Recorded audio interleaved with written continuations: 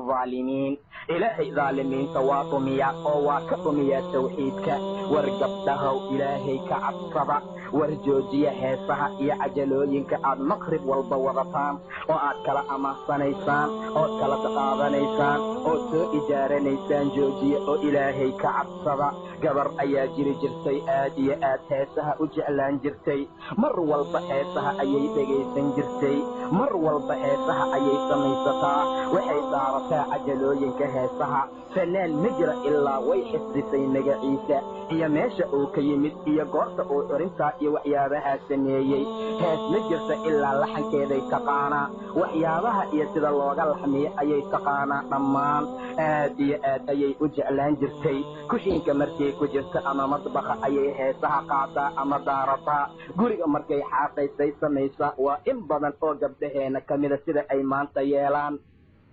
akhiiran iyo gabagabadii ayaa gabadhii sakaraadka ku soo xaadiray waxaa la gaaray waktigii ajasha camal fiican inay samaysataa fiicneed ma samaysanin rabbigeed inay wax u horumarsataa fiicneed uma horumarsanin rabbi ayay nacdo fanaaniintay jeclaatay qur'aankii kalaamka allay nacday heesehay jeclaatay fiiriya sida alla ku abaalmariyey subxaana wa tacaala gabagabadii ayaa lagu abaalmariyey in sakaraadkii soo xaadiro dadkeedii ayaa u soo aruuro meeshaa laysugu yimid culimadii ayaa timido waa ag fadhiisteen kelimada tawxiidkaa loo laqimo waxaa la yidhi laa ilaaha ila allah dheh ayaduna waa kari weysay laa ilaaha ila allah qofkii ku camalfali jiray oo raaci jiray oo yaqaana macaanideeda iyo shuruuda ay wadataa ku celceliya marka uu sakaraad yahay amaa axad heese ka caado dhigtay filime iyo aflaan ka caado dhigtay riwaayado iyo kusheestooyin ka caado dhigtay iyo inuu masrax mar walba gala uu daabado laa ilaaha ila allah dee u dhaha waa waxaan suuragal ahayn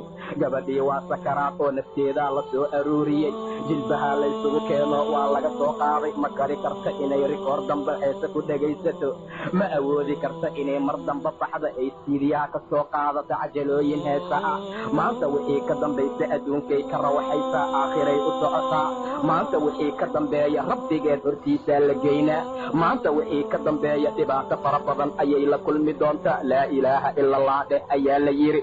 laa ilaaha ila allah ayaa agteeda lagula celceliyey ileen horay ayay u dhihi weysay ayadana maca daalika afkeeda waa kari waayey kelimada tawxiidkaa afkeeda waa soo qaban waayey dadkii meesha goobjooga ka ahaa ee xaadiray waxay dhaheen afkeeda waxaan ka weynay hadal aan ahayn labadii walaalo ah ninkii lacag leh ayaa weyn sidaa ayadoo dhahaysay xayaatada uga baxday waa suu'ul khaatima labadii walaalo ah kii lacag lahaa weyn ayay ku celcelinaysay taasaa diin u ahayd nafta ayaa uga baxday ayadoo heesaysa ayaa la dhaqay ayadoo heeskaa afkeeda ku dambeeya ayaa la qaadoo qubuurta loo daadihiyey ayadoo afkeeda uu ku dambeeya heesaha ayaa qabriga la dhigay ayadoo heesaysaana laga soo bixin doona waciyaadu billaah sidaa darteed ayuu rasuulku yidhi qof kasta waxaa lagu soo bixiyaa calaa maa maata calayhi wixii uu ku kor dhinta dushiisa war walaalayaalow idinkoo heesayaa laydin soo bixinin ee heesaha joojiya